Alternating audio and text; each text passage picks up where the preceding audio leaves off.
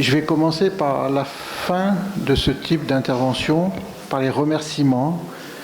Dans toute manifestation, il y a des personnes à remercier, mais je pense que là, vraiment, c'est là-dessus qu'on doit se concentrer d'une certaine façon, même si je ne vais pas faire que des remerciements.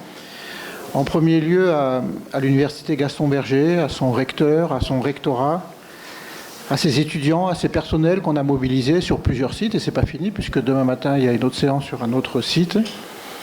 Encore une fois, vraiment merci, et merci Penda de transmettre mes remerciements personnels au recteur. Merci aussi à tous les collègues des institutions parties prenantes qu'on a évoquées lors de la cérémonie d'ouverture, qui sont là, qui ont été présents durant ces 4 jours de colloque, ce qui est une durée relativement longue pour un colloque, et vraiment on apprécie votre présence. Et naturellement, merci aux participants et aux invités, et puis aux personnes qui nous ont fait le plaisir de rester tout le long de ces 4 jours. Alors il ne faut pas citer trop de personnes, parce que sinon on en oublie, mais je me sens obligé de remercier Rachid, Penda, Marie-Lise, Bouchra. J'en dis pas plus, parce que ça finirait par virer à l'autocongratulation. Et c'est précisément là-dessus que je voudrais m'arrêter, c'est-à-dire que mon propos, c'est pas de faire un bilan de ce colloque. Je crois que ça sera à tout le monde de le faire. Mais il me semble-t-il, on a essayé de relever un double défi, vous le voyez, c'est derrière, c'est-à-dire à la fois ce colloque et cette revue concomitamment.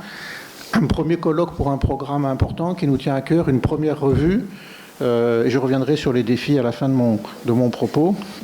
Donc il ne s'agit pas de faire un bilan, mais on est vraiment content, je dirais, mais encore une fois, c'est aux lecteurs, c'est aux personnes qui nous regarderont grâce aux vidéos qui ont été enregistrées. Puis merci à toute l'équipe technique qui s'est dédiée à ce travail-là, de nous dire ce qu'il en est de ce colloque.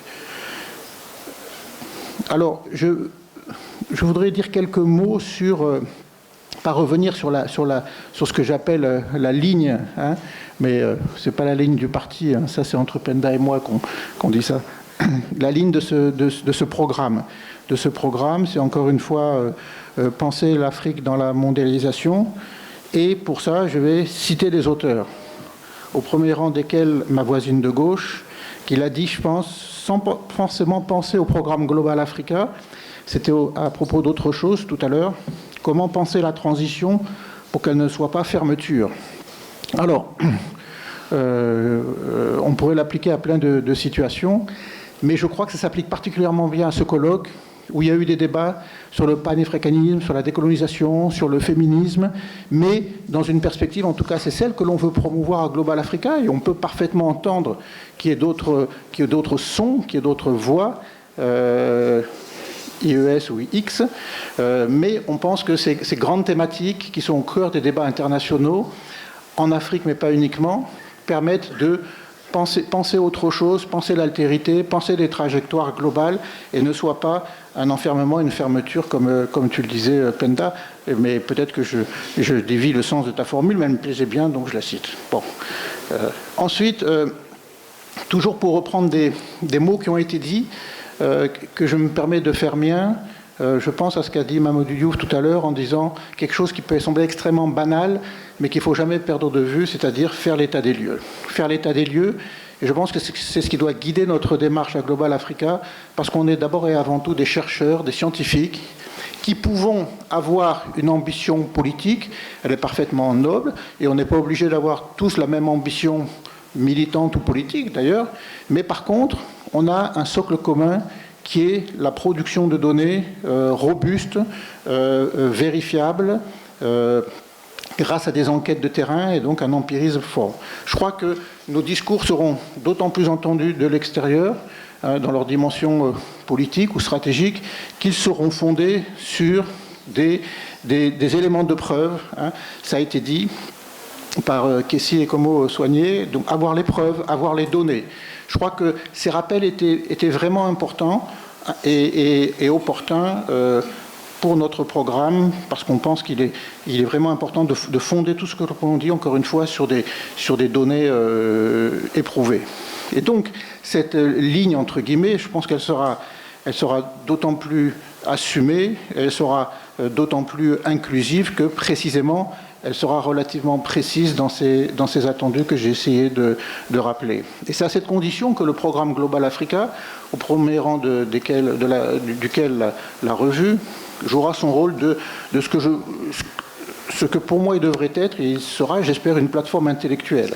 Une plateforme intellectuelle, mais à condition, encore une fois, qu'elle ait cette exigence de produire de la connaissance fondée empiriquement et puis originale. Alors l'originalité est toujours compliquée à définir, mais en tout cas, c'est notre perspective. Ensuite, toujours dans mon optique un peu de citer ce qui a été dit, parce que je crois que c'est assez inspirant, comme on dit aujourd'hui, le propos introductif d'Olukushi Adebayo, qui parlait là aussi quelque chose qui semble extrêmement naturel, mais qu'on ne doit surtout pas perdre de vue en disant, grosso modo, le partenariat, oui, mais pas au détriment de nos priorités. Là aussi, ça résonne pour nous. Hein, voilà. Donc effectivement, on est très largement ouvert. Hein, la composition du consortium que je vous ai présenté il y a quelques jours le prouve, mais en même temps, on a une ligne intellectuelle. Je suis désolé d'insister là-dessus, mais c'est vraiment important pour nous. Et enfin, des choses importantes, c'est là aussi, je rebondis sur la remarque de Mamadou Diouf en disant on a des solutions, mais on n'a pas défini les problèmes auxquels ces solutions prétendent répondre. Ce qui est aussi un problème intellectuel, épistémologique, pourrait-on dire. Et d'une certaine façon, ça me fait penser au propos tout à l'heure de François Tadei sur ce qu'on pourrait appeler, je crois que c'est comme ça qu'il l'a nommé, une éthique de l'action. Hein, donc là aussi, on veut participer au débat, mais dans cette éthique de l'action, il y a précisément les conditions de production des connaissances qui doivent être, encore une fois, éprouvées. Je ne vais pas être très long. Peut-être un mot sur les suites. Hein. Donc les suites, vous l'aurez compris, c'est d'abord et avant tout faire vivre la revue, l'installer dans le paysage et dans les débats. Hein. Ça, c'est pour l'alimentation intellectuelle des débats qui nous animent, mais aussi il y a des questions extrêmement pratiques, c'est-à-dire que pour qu'elle soit pérenne financièrement, pour qu'elle soit reconnue par ses pairs, qu'elle ait tous les labels et les tampons qu'il faut pour être considérée comme une revue internationale, hein, l'international étant souvent assimilé à une revue anglophone, ben non, là, ça ne sera pas qu'anglophone, même si c'est important qu'elle le soit. Il faut montrer patte blanche, si je puis dire, en termes de contenu, en termes de structuration. Et je sais que Penda et Rachid s'y attellent pour être dans ces créneaux-là, qu'il faudrait peut-être à un moment donné, dans notre entreprise de déconstruction de plein de choses, essayer de revoir aussi. Hein. Mais en attendant, il faut qu'on s'ancre pour pouvoir être reconnu à ce niveau-là. Ensuite, en deuxième lieu, évidemment, lancer nos actions en direction des jeunes chercheurs, par les écoles d'été, par la formation. Ceci n'étant pas du tout incompatible, bien au contraire, avec le premier point qui est la pérennisation de la revue, puisqu'on veut l'ouvrir de plus en plus aux jeunes chercheurs, voilà, aux conditions effectivement de qualité que j'ai déjà évoquées. Et puis enfin, organiser, faut bien finir par les sujets un peu matériels ou matérialistes, je ne sais pas, organiser la soutenabilité économique du programme, qui a une ambition, la traduction ça a un coût, le colloque ça a un coût, même si c'est bien, et donc il est extrêmement important de penser à ça. On va s'y atteler dans les mois et dans les années à venir. Hein. Il n'y a pas d'urgence absolue, mais ça doit aussi nous guider au niveau de l'ensemble du programme et du comité de pilotage. Et ça me permettrait de conclure par une autre citation. Alors là, pour le coup, je ne sais plus de qui. Bon, mais elle me plaît bien, donc voilà. C'est de dire que dans cette entreprise de discussion, hein, des savoirs qui viennent de l'Occident, etc., mais aux conditions que j'ai expliquées, hein, qu'il faut produire quelque chose qui reste extrêmement rigoureux et ancré scientifiquement.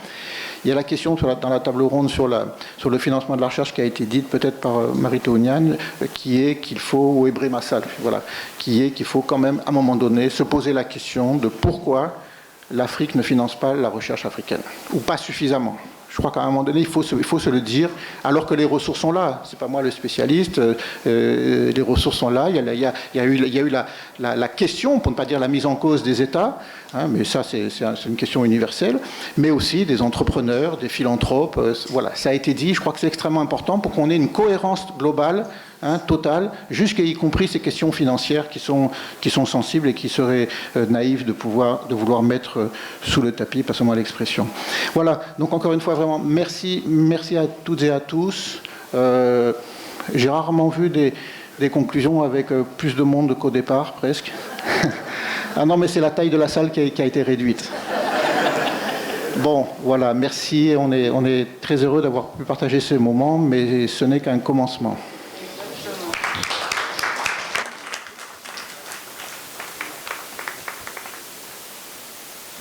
Alors, Rachid ne voulait pas parler, mais on ne lui a pas donné le choix. Merci. Ouais, effectivement.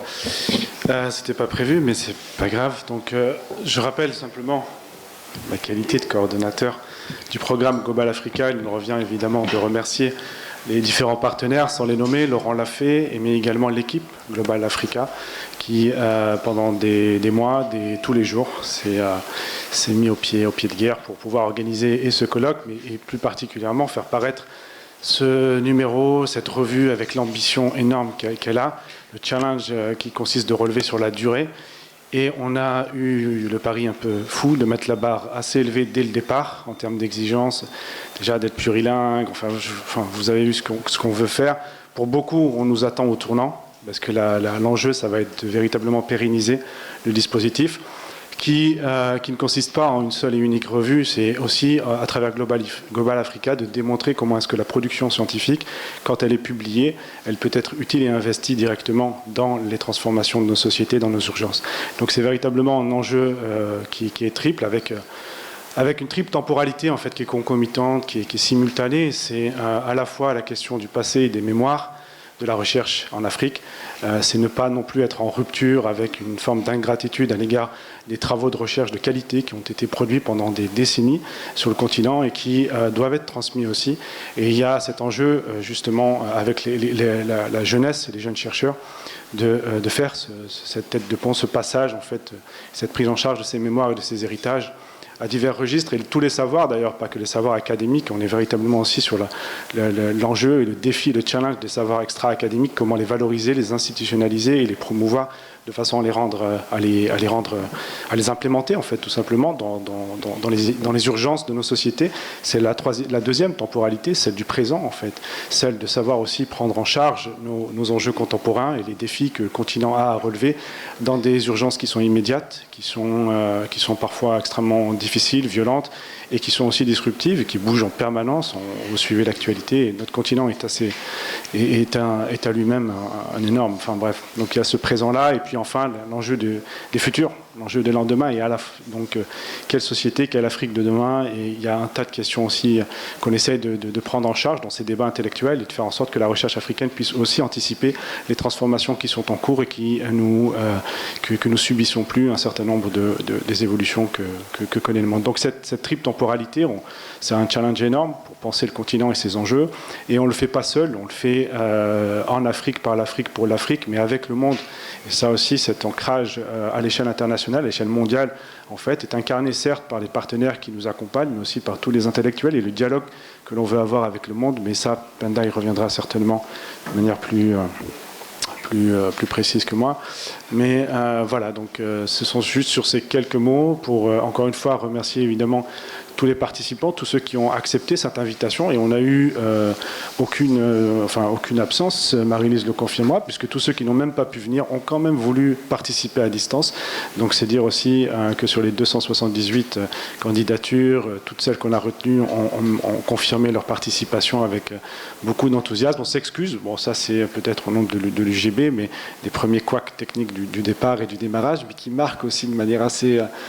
qui va marquer nos souvenirs aussi de Global Africa, de manière assez aussi anecdotique, mais voilà, en tout cas, merci pour toutes celles et tous ceux qui sont venus, merci à nos partenaires qui les incarnent, merci aux collaborateurs et les collègues, à tous les niveaux, que ce soit aussi au niveau de notre institution en interne, aussi au niveau des prestataires qui nous ont fait confiance, qui ont relevé le challenge pour venir dans des conditions qui ne sont pas évidentes. Et c'est à la fois aussi, je terminerai peut-être là-dessus rapidement, c'est un dont tu vois, je peux parler trop longtemps et trop vite, comme on me le reproche, mais rapidement sur cette question des moyens dont parlait Laurent à l'instant.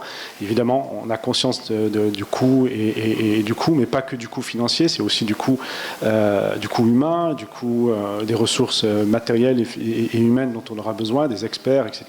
Donc là-dessus, le mentoring, par exemple, il va être extrêmement important pour les écoles jeunes chercheurs, en l'occurrence, pour les formations en ligne qu'on veut développer. Tout cela, c'est aussi une forme d'engagement intellectuel des gens qui ont confiance en ce projet, qui portent un peu les mêmes ambitions. La question des finalité aussi, la question de pourquoi faire tout ça, à quelle fin Global Africa veut répondre, et on ne s'inscrit absolument pas dans des logiques de compétition, de concurrence ou de rivalité sur le marché de la production et de diffusion du savoir en Afrique, et qui fait l'objet d'une captation et qui fait l'objet d'une appétence un peu particulière d'un certain nombre d'acteurs. Nous sommes dans une logique collaborative, valorisante, collégiale et extrêmement ouverte de ce point de vue-là, donc un certain nombre de partenaires. Puis justement, à la question de ces moyens et de ces finalités, se pose la question des conditions. À quelles conditions nous sommes prêts aussi à travailler avec tel ou tel partenaire, et à nous aussi de promouvoir la recherche, une recherche publique engagée et transformatrice de nos réalités. Je vous remercie pour votre attention et votre participation.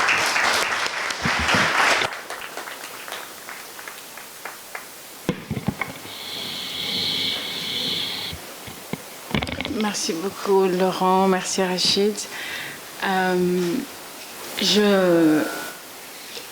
Notre collègue Maïs Mbaye, le directeur du CAM éthique, le coordonnateur du CAM éthique, disait ce matin dans la discussion qu'il y a l'angoisse du professeur qui est obligé de montrer qu'il sait tout, qu'il est omniscient, omnipotent, etc., pour ne pas affronter le regard déçu de l'étudiant. Je dois dire que je commence maintenant, c'est très bizarre, à avoir une sorte de crise d'angoisse devant ce que Rachid disait, l'énormité de ce à quoi nous nous sommes engagés à faire. Quand on était dans l'action, ces 2 dernières années, on était constamment tout le temps ensemble, Marie-Lise, Thomas Mourier, Laurent, Rachid, toute l'équipe. On était tellement constamment dans le feu de l'action que je crois qu'on n'a pas levé suffisamment la tête pour nous rendre compte, encore une fois, de l'énormité de ce que nous voulions faire.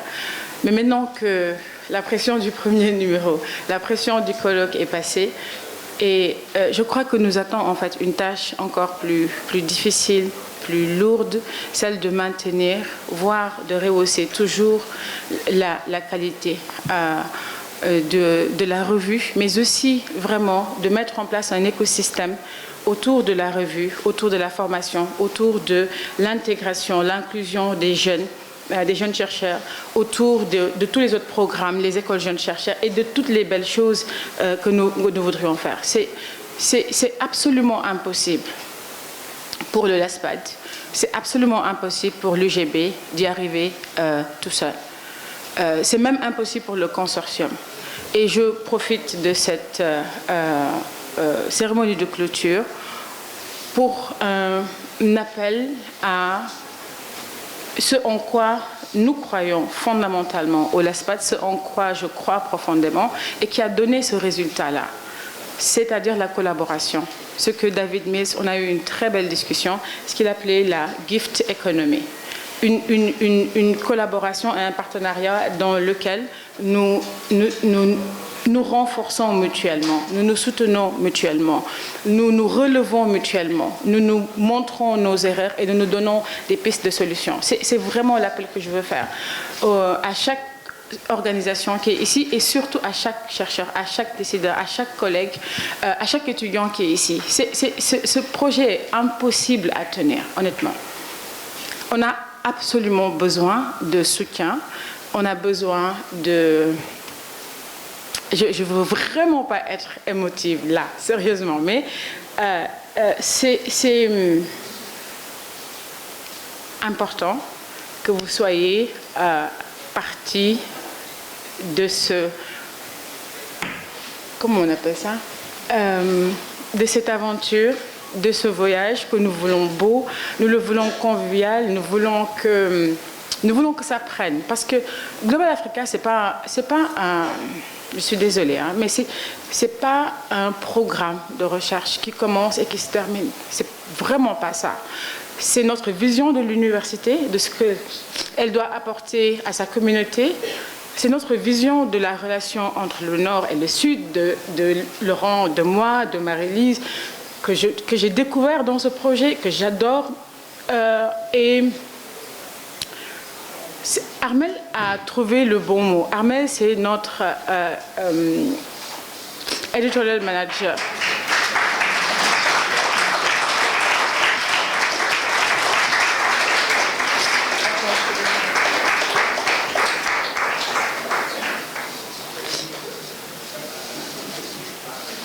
Merci.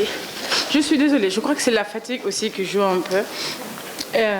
Armel a dit dès le début, et je crois que nous cherchons tous ce mot, a dit que, mais en fait, Global Africa, c'est pas un programme, c'est pas un projet, c'est une cause. Et c'est une cause pour l'Afrique. Et ça, c'est important. C'est d'abord une cause pour l'Afrique. Pour que nous occupions juste la digne place qui est la nôtre, que notre jeunesse, on arrête de la penser en termes de démographie, en termes de menaces, en termes de choses qui arrivent et qui vous tombent dessus, mais que nous la regardions comme énergie, comme quelque chose de vital, comme quelque chose dont le monde a besoin. Bref, je vous remercie tous. Je remercie les étudiants qui sont nos hôtes et nos hôtesses, qui ont fait un travail formidable. Je remercie les interprètes, on ne les a pas suffisamment salués, pour le travail formidable qu'ils ont fait.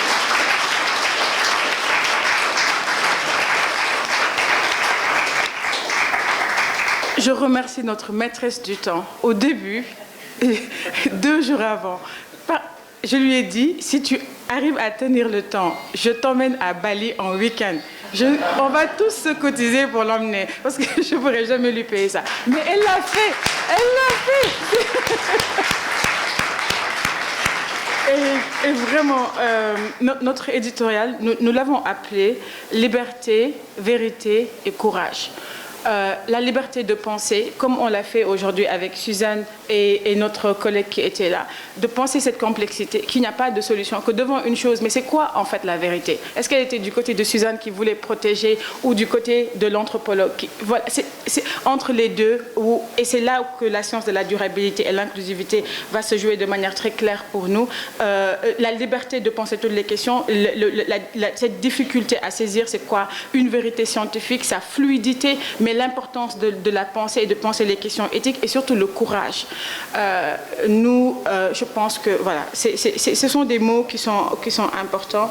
J'avais noté beaucoup de choses, mais vraiment vous remercier, vous qui avez voyagé, qui avez quitté vos pays dans des conditions toujours difficiles à cause de la Covid, mais qui avez tenu vraiment à être là. Nous sommes désolés, Rachid l'a dit, pour tous les désagréments, mais nous sommes tellement heureux de vous avoir ici. Parce qu'en fait, c'est quand vous y êtes que notre université devient une université.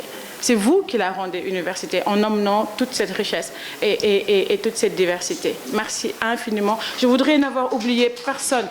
Et Armel, Inma, Babacar, que j'épuise, Mignel, Khalifa, Fatima, je l'ai dit, les étudiants. C'est Album qui nous a fait ce travail formidable, qui a pris le temps d'écouter et de comprendre ce que nous voulions derrière. Je vais forcément oublier, mais vraiment merci du fond du cœur. Et encore une fois, il faut faire de Global Africa votre affaire, votre cause, littéralement, et nous aider à le réaliser. Merci infiniment.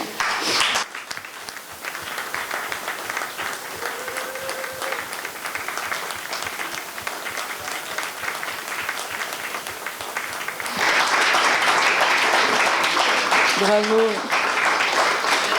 Bonsoir. Ça va être difficile pour moi de passer après toutes ces magnifiques allocutions-là et après toute cette émotion. Mais je vais déjà remercier le professeur Pendaba pour l'invitation à ce colloque et remercier aussi toutes les personnes qui m'ont accueilli. Je vais me présenter, moi c'est Mounaya, je suis artiste musicienne, auteur, interprète, compositeur. On dit que je suis une artiste engagée, que je fais de la musique militante, mais moi je fais juste ce que je pense que j'ai à faire en tant que jeune africaine. Et je suis aussi directrice d'une boîte de production, d'une boîte d'audiovisuel, d'événementiel, de communication et de médiation culturelle. Et on fait dans le documentaire, dans les reportages. Et c'est suite à un documentaire sur l'économie de soins à autrui et des reportages sur l'économie informelle et numérique que j'ai aussi été invitée dans ce cadre-là à la production de supports. Et maintenant, moi j'ai assisté, on va dire, à 2 jours de panel parce que j'étais à Abidjan pour un festival et je suis venue mardi nuit. J'ai beaucoup adoré le contenu, j'ai beaucoup appris et certains panels étaient faciles à écouter, d'autres étaient beaucoup plus compliqués avec les expressions. Et je peux même féliciter la directrice, le professeur Mpofo, parce qu'elle l'a fait en anglais, que je comprends, mais c'était tellement light, tellement clair et concis, que j'ai pris un énorme plaisir à l'écouter. La seule chose que je dirais, c'est le fait qu'il y ait 3 panels en même temps et qu'on soit obligé de choisir les thématiques. Peut-être pour une prochaine édition, rajouter 1 jour ou 2 en plus, parce que... Je ne sais pas, ça dépend. Peut-être qu'ils doivent être fatigués, mais on a dû tuer des amours. Voilà, on a dû tuer des amours, c'est juste ça. Sinon, à part ça, j'ai trouvé que même le fond, la qualité, et la qualité justement des débats. Et ce que je trouve dommage, c'est que ce sont des choses, par exemple, à nous qui faisons du rap social, de ne pas pouvoir avoir ces données-là, qu'elles ne soient pas accessibles. Même quand tu tapes dans un moteur de recherche, que tu fais des recherches sur un sujet, c'est pas forcément... Les premières données qui viennent, ce sont des données de la France ou des États-Unis, mais c'est pas... Même quand tu tapes Sénégal, tu n'as pas forcément ces données-là, alors qu'elles existent. Et je pense que la question aujourd'hui, c'est comment rendre ce travail-là plus accessible. Parce que nous sommes des caisses de résonance. Vous le faites dans votre cercle, c'est bien, mais nous sommes des caisses de résonance, c'est nous qui relayons les activistes, on va dire, les activistes, les journalistes. Et c'est dommage qu'il n'y en ait pas plus qui soient venus ici. Et je pense que ça aurait été l'opportunité même de faire des partenariats avec des journalistes chaque fois que vous publiez des études importantes sur la société. Et il faut que ça sorte, il faut qu'on puisse avoir accès à ça, qu'on puisse le lire. Donc j'ai écrit un peu comme ça au hasard. Et chaque fois que j'écoutais un sujet, dans un sujet, je voyais 10 000 idées de documentaires. Je me disais, mais ça peut être découpé en 10 sujets différents. Et je pense qu'aujourd'hui, nous sommes à une ère où les jeunes n'écoutent plus, les jeunes ne lisent plus, en tout cas la masse, ils regardent. Donc il faut déjà attirer le regard.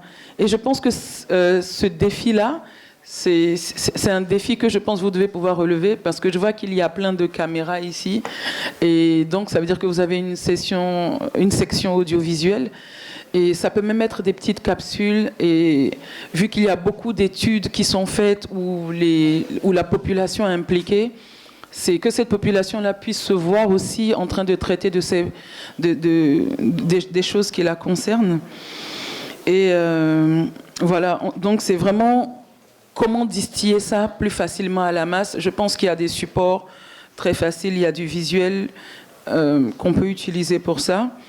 Et par rapport à la brèche de Saint-Louis, j'ai vu un super documentaire dessus il y a 1 an qui a été projeté à Blaise Senghor. Et j'ai trouvé dommage aussi qu'il faille aller à un spectacle de danse pour voir ce documentaire-là, qu'il ne soit pas diffusé sur les télés et qu'il ne fasse même pas l'objet d'un débat, parce que c'est tellement grave ce qui se passe. Et je vis au Sénégal depuis 20 ans, je ne savais même pas. Et tout à l'heure, j'en ai parlé à un étudiant et je lui ai dit, mais il faut créer un débat autour, il faut qu'on en parle. Il me dit, mais est-ce que les jeunes de Saint-Louis même sont conscients de ce qui se passe ? Alors, c'est ça aussi. Il faut que les populations puissent se saisir des choses, des problèmes qui les concernent. Maintenant, comment le faire ? Je pense qu'il y a des solutions qui ont été dictées. Maintenant, j'ai beaucoup aimé aussi le thème de la décolonisation des savoirs, parce que je pense que c'est important aujourd'hui qu'on puisse s'approprier notre histoire et qu'on puisse se projeter dans nos sociétés. Aujourd'hui, on remarque que les jeunes prennent les pirogues. Les jeunes ont toujours ce complexe d'infériorité par rapport aux autres parce qu'ils n'arrivent plus à se projeter dans les sociétés dans lesquelles ils vivent. Et c'est pour ça, aujourd'hui, il y a beaucoup de sectes et il y a beaucoup de radicalisation, que ce soit dans la religion chrétienne ou la religion musulmane, parce qu'ils se disent que le paradis que je ne peux pas avoir ici, je l'aurai dans l'au-delà. Et dans beaucoup de pays d'Afrique noire, c'est le cas. Parce que les gens ils n'espèrent plus rien en la société. Et c'est là où, moi, je pense qu'en tant qu'intellectuel, il y a une grande responsabilité. C'est-à-dire qu'il faut construire, il faut créer un rêve africain. Il faut que cet imaginaire-là, il faut réparer cet imaginaire-là des jeunes. Il faut qu'à nouveau, ils croient en l'Afrique. Parce que quand on entend l'Afrique, c'est le futur, c'est pas de la bouche de nos jeunes. C'est de la bouche de ces puissances occidentales qui sont en train de recoloniser le continent. Et on est en plein processus de recolonisation, et ça se fait de façon très sauvage. Et c'est dommage. Et je pense qu'aujourd'hui, les intellectuels et même les étudiants, et j'ai adoré la phrase de M. Diouf qui a dit « Il faut qu'on arrête de penser qu'on est trop pauvre pour penser. De la même manière dont ils ont pensé le communisme, ils ont pensé la démocratie, il faut qu'on pense des systèmes politiques, des systèmes sociaux qui sont en accord avec nos paradigmes. Et si on ne le fait pas, on va toujours épouser les idées de développement des autres, les idées de progrès des autres, et on va toujours se retrouver dans la même situation. Je pense qu'il ne faut pas qu'on ait peur de la rupture. Il faut qu'il y ait une rupture à un moment, parce que ce système-là dans lequel on est, on se plaint des mêmes choses depuis les indépendances. Rien n'a changé. Et il faut que les choses changent. Et je pense que les intellectuels africains ont une très très lourde responsabilité.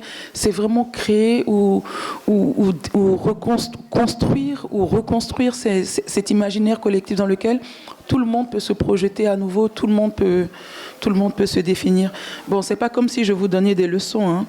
Je dis juste ce que je pense, et je suis une passionnée parce que je sais que c'est peut-être pas avec ma génération que les choses vont changer et que je suis une goutte d'eau dans l'océan, mais de plus en plus il y a des gouttes d'eau comme moi et quelque chose va changer parce que la population est de plus en plus jeune et on refuse d'accepter ce que les anciens acceptaient. Les anciens sont dans une forme de confort où ils ont leurs petits privilèges et c'est bon, eux ils ont fini de vivre.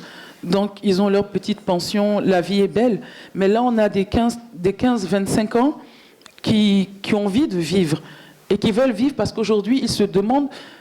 Internet, en fait, les gens se disaient avec Internet, on va endormir les gens. Mais Internet a permis aux jeunes de constater à quel point ils étaient méprisés à cause du continent sur lequel ils étaient nés. Ça leur a permis de comprendre les enjeux, de comprendre les challenges. Mais aujourd'hui, ils ne savent pas comment faire pour changer les choses. C'est pour ça que ça pète un peu partout. Mais il faut qu'on prenne en compte le désir de changement qui existe auprès de nos jeunes.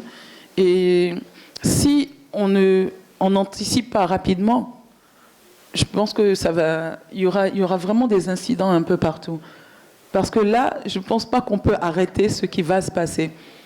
Et nous, on est là, on sème des petites graines dans leur tête parce qu'il faut que nous puissions prendre en main notre destinée en tant qu'Africains.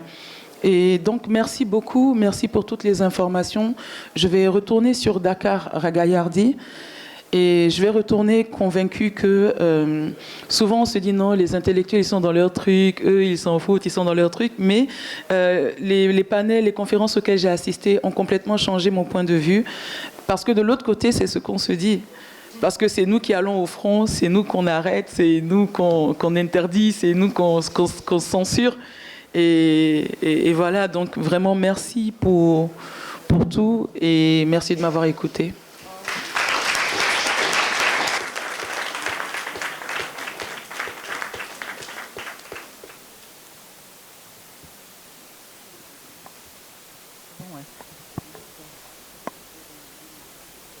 vais vous donner les dernières infos pratiques de ce colloque. Donc ce soir, on vous attend à l'Institut français à partir de 19h45 pour un cocktail dînatoire et surtout une très très belle soirée avec justement, on va retrouver Mounaya, on va retrouver Adjar pour Meratiam pour du slam.